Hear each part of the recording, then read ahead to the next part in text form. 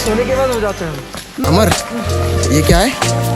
6th Dalai Lama का घर है। यहाँ पे उनका जन्म हुआ था, तो वहाँ देखने आए हैं हम लोग।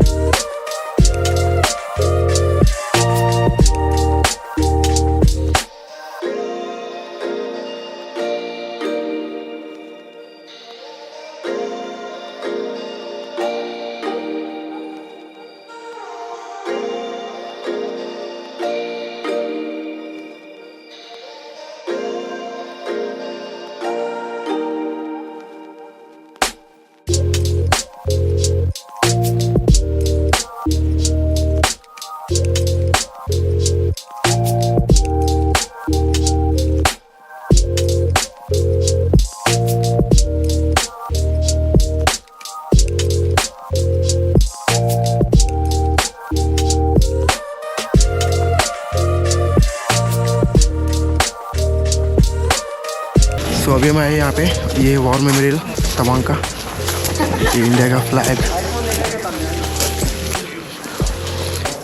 वॉर मेमोरियल का ये गेट है।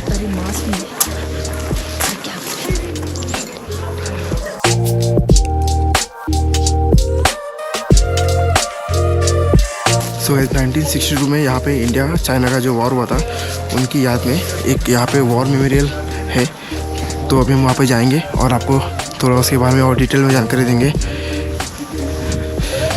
ये देखिए यहाँ पे लिखा है तवांग वॉर मेमोरियल, और ये 2012 में बना है। सो ये पूरा वॉर मेमोरियल जो दिख रहा है आपको, ये 2012 में बना है।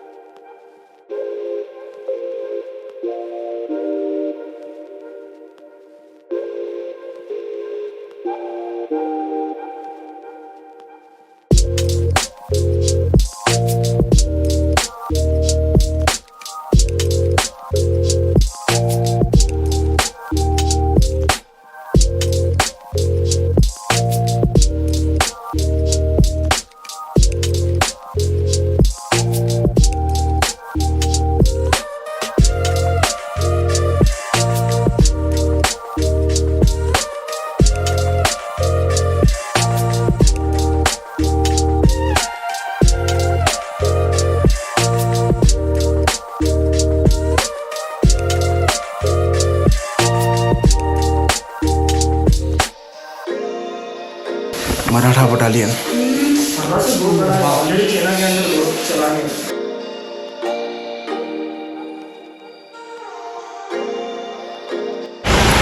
वॉर मेमोरियल के बाद अभी हम जा रहे हैं मार्केट, तवांग का जो मार्केट है वहाँ पे हम देखते क्या है अच्छा, वहाँ से कुछ लेंगे। No parking Arunachal Pradesh traffic police. So guys, ये जो मिलिट्री स्टोर है पीछे, वहाँ से हमने शूज़ लिए, और ये शूज़ हमारे बाइक राइड के लिए काम आएंगे। अच्छे लगे मुझे शूज़। देखते अभी उसका परफॉर्मेंस कैसा है। सो गाइस, मैंने ये कैप ली है जहाँ से हमने शूज़ लिए थे वहाँ से, और अभी हम आए वॉर मेमोरियल के यहाँ पे। सो वहाँ पे अभी लाइट शो, लेज़र शो होगा, पर उसके पहले आपको दिखाना चाहता हूँ कि ये देखिए यहाँ पे पूरा स्नो गिर रहा है। ये देखिए,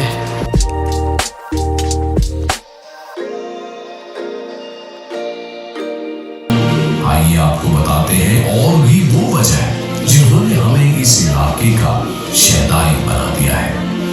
ऐसी ही एक वजह है शुंगित्सर झील, जिसे माधुरी झील के नाम से भी जाना जाता है।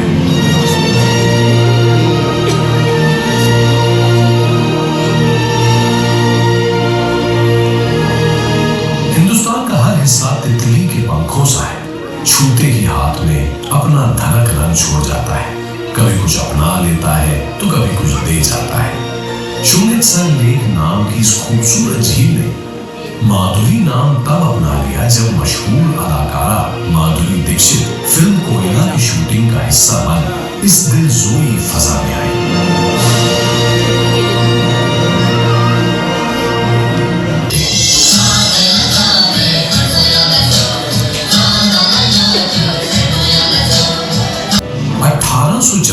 में ब्रिटिश यहाँ के हुक्मरान बन बैठे। ब्रिटिश इलाकों के बाजारी करने में माहिर थे। खूबसूरत तवांग पर सिर्फ पर्यटन प्रेमियों की नजरें ही नहीं बल्कि लोभित नजरें भी पड़ने लगी। शायद इसी वजह से ब्रिटिश प्रशासक सर हेनरी मैकमोहन ने सन 1914 में इस इलाके की 890 किलोमीटर की हदबंदी कर डाली, जिसे हम मैकमोहन लाइन के नाम से जानते हैं। पर जाने क्यों आगे चलकर चीनियों को ये सीमा रेखा नागवार गुजरने लगी। अपनी आजादी के 3 साल बाद सन 1950 में जब भारत ने इस सीमा रेखा मैकमोहन लाइन को वैधानिक अस्तित्व दे दिया, आजाद परचम फहराने वाला चीन और भी भड़क उठा। दोनों देशों के आपसी रिश्तों की तल्खियां समय के साथ बढ़ती रही। 60 के शुरुआती दशक में ये तल्खी अपने परवान पर उस समय आ गई जब तिब्बत के धर्मगुरु दलाई लामा अपने प्यारे वतन पर चीन के आधिपत्य को चुनौती देने की वजह से चीन की आंखों की किरकिरी बन गए और चीन के कहर से बचने के लिए उन्होंने भारत में पनाह मांगी। सदैव सत्य और न्याय का परस्तार रहा उदारमान भारत सत्य के खेमे में खड़े अपने शरणागत को कैसे निराश करता। भारत ने दलाई लामा को अपनी जमीन पर शरण दे दी। भारत ने वो किया जो न्यायोचित था, पर चीन ने भारत पर अमेरिका के साथ मिलकर उसके खिलाफ साजिश रचने का आरोप मढ़ दिया। तत्कालीन भारतीय प्रधानमंत्री जवाहरलाल नेहरू ने पंचशील समझौते की शक्ल में चीन के साथ दर के रिश्ते की तुरपाई करना चाहे। उसी नियत से उन्होंने हिंदी चीनी भाई भाई का नारा भी बुलंद किया। चीनी प्रधानमंत्री चाओ एन लाई ने नेहरू की इस पहल को एक सकारात्मक जवाब दिया, पर वो चीन का ऊपरी स्वांग था। अंदरूनी तौर पर चीन भारत पर हमला करने की गुपचुप तैयारी करता रहा और अंततः उसने भारत की पीठ पर खंजर उतार ही दिया।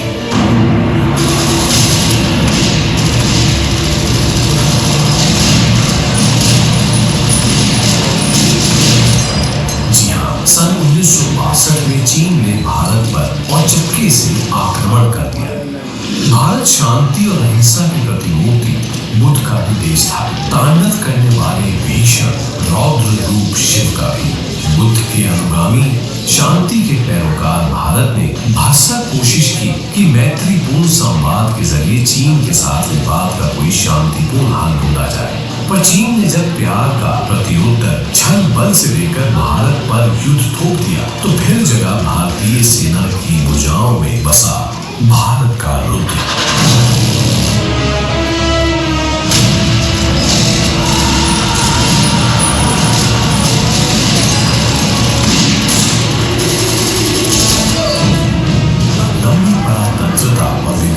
आक्रांताओं के आक्रमण के लंबे सिलसिले से भव्य चोटिल भारत अपनी आजादी की उन्मुक्त हवा में खुद को पुनर्गठित कर ही रहा था कि मौका परस्त चीन ने भारत पर हमला बोल दिया।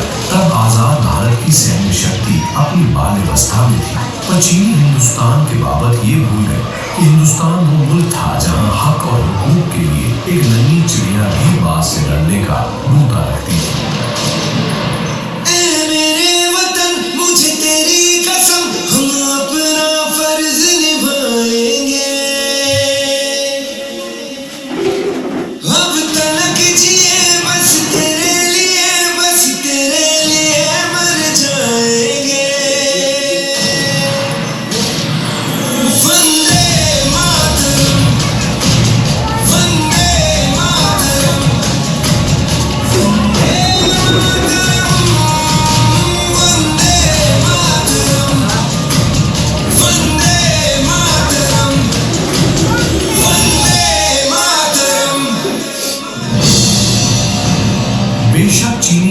तादाद और असली में हिंदुस्तानी फौज से अव्वल थे, पर तारीख गवाह है कि युद्ध हथियार से नहीं, न ही तादाद से लड़ा जाता है।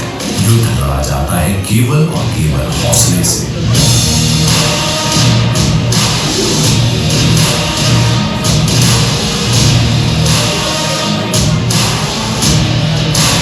और हिंदुस्तानी सैनिकों का सीना तो हौसले का सबसे बड़ा असरनामा रहा है। ये हिंदुस्तानी वीरों का हौसला और पराक्रम ही है कि सदियों दर सदियों सैकड़ों आक्रमण झेल चुका हिंदुस्तान अब भी गर्वीली मुस्कान मुस्कान के साथ अशुद्ध अविजित खड़ा है। हिंदुस्तान हिंदुस्तानियों के इसी कभी न हार मानने वाले जज्बे पर मशहूर शायर इकबाल ने क्या खूब लिखा है। यूनान, मिस्र, रूमा सब मिट गए जहां से, बाकी अभी तक है नामो निशा हमारा। कुछ बात है कि हस्ती मिटती नहीं हमारी, सदियों रहा है दुश्मन दौरे जहां हमारा।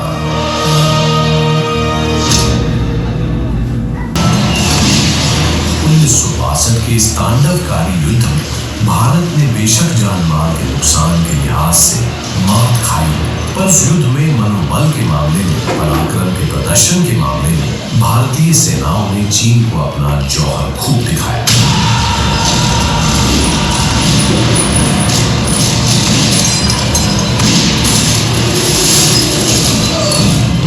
तवांग वो गलियारा था जिससे होकर चीनी फौज भारत की संप्रभुता को अपने बूटों तले रौंदना चाहती थी। पर इससे पहले कि यहाँ तक पहुंचे, 7 इन्फेंट्री ब्रिगेड के ब्रिगेडियर जेपी दलवी के दिलेराना नेतृत्व में कामिंग सेक्टर तिस्बल के जाबाज फौजी नाम का चुन नदी पार कर चीनी फौजियों के सामने ऐसे खड़े हो गए जैसे झंझावत के सामने कोई अटल अडिग पर्वत खड़ा हो जाता है।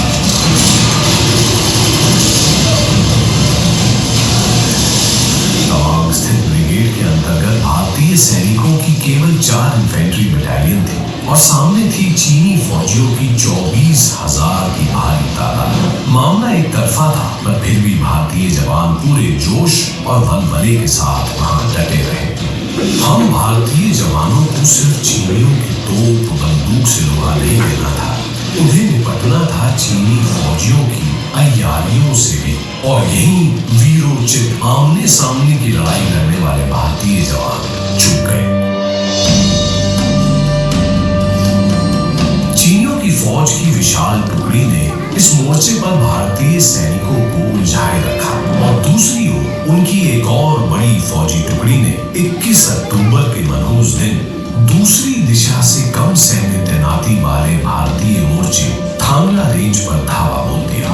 इस मोर्चे पर मौजूद मुट्ठी भर सैनिकों ने अदम्य साहस दिखाते हुए चीनी फौजियों की विशालकाय टुकड़ी को लोहे के चने चलवा दी। बड़ी मुशक्कत और जान माल के काफी नुकसान के बाद ही चीनी फौज इस मोर्चे पर कब्जा कर पाई।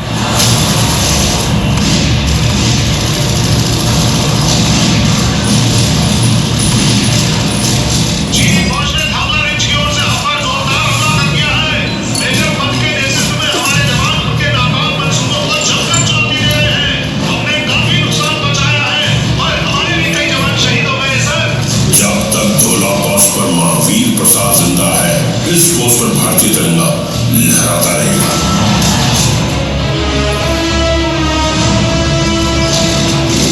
चीन भारत पर ताबड़तोड़ चौतरफा आक्रमण कर रहा था, इसलिए 23 अक्टूबर को आसाम राइफल्स के पोस्ट बोला पर भी जोरदार हमला हो गया। इस पोस्ट की कमान सूबेदार जोगेंद्र सिंह के हाथों में थी। क्या खबर है?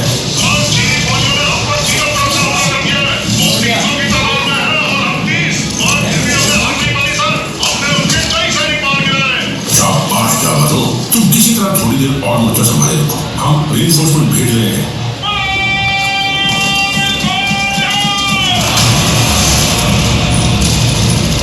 सूबेदार जोगिंदर सिंह ने अपने दिलेर साथियों के साथ मिलकर उस दिन हिम्मत की एक बेमिसाल इबारत लिख दी।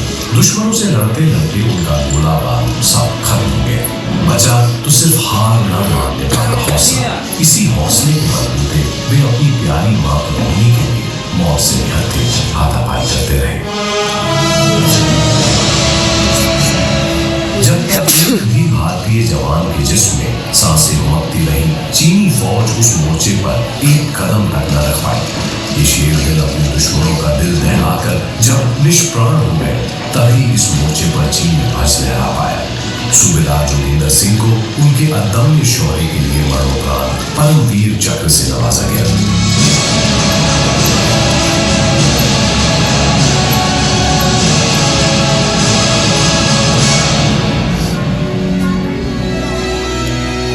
बाद में हिंदुस्तान के इस वीर सुपूत के अति अत्यंत ही शूरता भरे कारनामे की स्मृति में बुमला में एक स्मारक भी बनाया गया।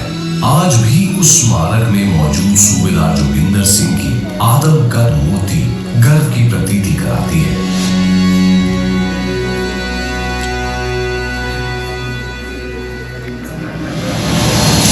भारत का चीन से युद्ध सिर्फ युद्ध की एक कहानी मात्र नहीं, एक देश के लिए प्राणाहुति देने वाले भारतीय वीरों की आपसी होड़ की गर्वीली गाथा है, जिसे सुनकर हिंदुस्तानियों का सिर फख्र से ऊंचा हो जाता है।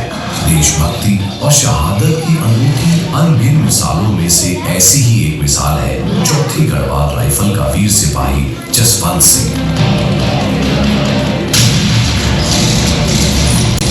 जिसने युद्ध की उस भयावह रात 11,000 फीट की ऊंचाई पर अकेला महज एक लाइट गन के जूते चीनी फौज के कारवां को रोके रखा। ज्यादा सक्षम मीडियम मशीन गन से लैस चीनी फौज सैकड़ों की तादाद में इस वीर सिपाही पर ताबड़तोड़ वार करती रही, पर जबल हार वाला ये वाक़ा उन्हें ईंट का जवाब पत्थर से देता रहा। इस बहादुर की बहादुरी और मातृभूमि के लिए अपार प्रेम देख स्थानीय बाशिंदे सेना और लुगड़ी की रगों का लहू भी तेजाब सा उमड़ने लगा। वे भी अपनी जान की परवाह न कर उस समरकुंड में कूद पड़े।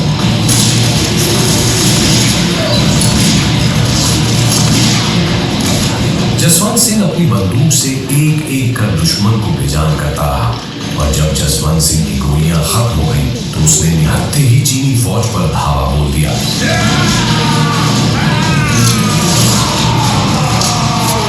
और दुश्मन की एक मशीन गन अपने कब्जे में लेकर उनके ही असले से उस उतंग पहाड़ पर उनकी कब्र खोद दी।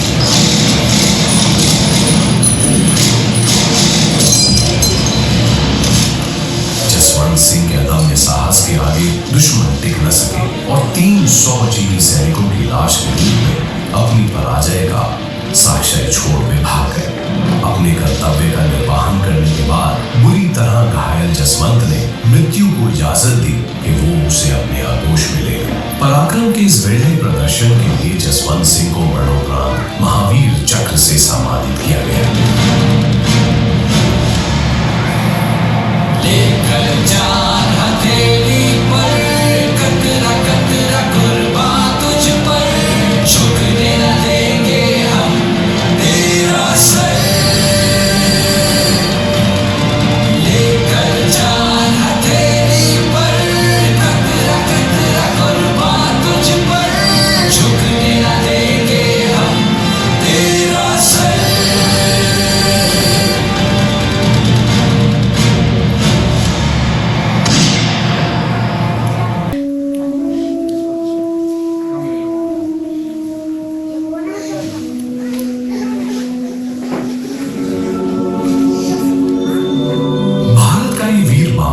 मिटने वाला जज्बा हर हिंदुस्तानी के अंदर देश प्रेम का अलख जगाता रहता है।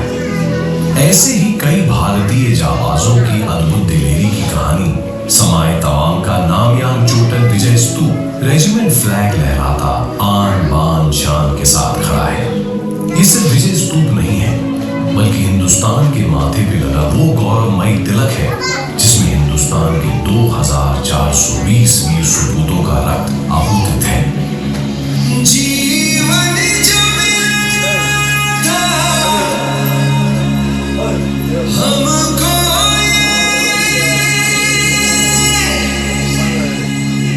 वो देश पे हमने वार दिया,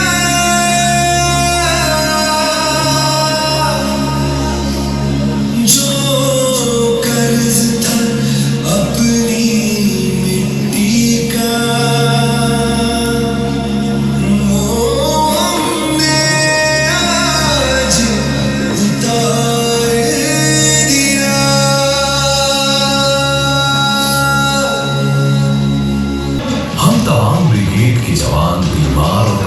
आपदाओं से ग्रस्त लोगों के लिए ही नहीं, बल्कि पालतू पशुओं के लिए भी हर संभव मेडिकल और राहत शिविर लगाते हैं। हम जवान सैनिक स्कूलों की परीक्षा के अभ्यर्थियों और सैनिक बनने के इच्छुक किशोरों का मार्गदर्शन भी करते हैं, ताकि युवा पीढ़ी से हम जैसे वतन पर जान निसार करने वाले दीवानों की और खेल पा सके।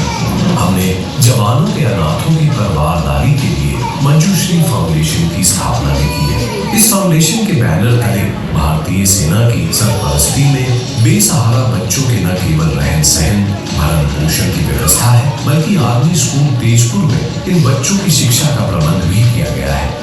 हम सैनिकों द्वारा संचालित इसी तरह का एक अन्य स्कूल है विद्याश्री स्कूल, जहां दिहाड़ी पर काम करने वाले गरीब मजदूरों के बच्चे अपनी नन्ही आंखों में पल रहे खुश ख्वाबों को भुनाने की दिशा में प्रयासरत हैं। अमन के गुलशन में गुंजों को सहेजते हम सैनिकों को देख ये मत सोचिएगा कि हमारी बाजुएं जंग आलूदा हो गई होंगी। हमने पिछले युद्धों से सबक लिया है कि शांति शक्तिवानों को ही शोभित है, उन्हीं की बहुनाई करती है, और इसलिए हम सजग हैं, सतर्क हैं, अपना बाहुबल बढ़ाने के लिए सतत प्रयत्नशील है। दुश्मन चाहे कितना भी बड़ा क्यों ना हो, भुजंग चाहे कितना भी विषैला क्यों ना हो, हम उसका फन कुचलना जानते हैं। जय हिंद। वंदे